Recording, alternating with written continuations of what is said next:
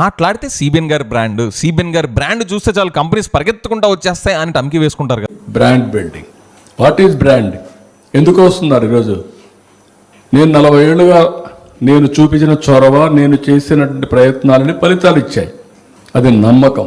మరి ఎందుకు sir PPP అని మీరు చెప్తే పట్టుమని 10 కంపెనీస్ కూడా రాలేదు? మీ మీద మార్కెట్ లో కాన్ఫిడెన్స్ లేదా? సిబిఎన్ గారి బ్రాండ్ అంటే ఇంత వీకా? జగన్ గారు ఇంకా పవర్ లోకి రారు అన్నారు, ఇంకొక 15 years మీదే గవర్నమెంట్ అన్నారు. ఏంటి సార్ ఒక్క కంపెనీ నా టెండర్ లో పార్టిసిపేట్ చేసింది?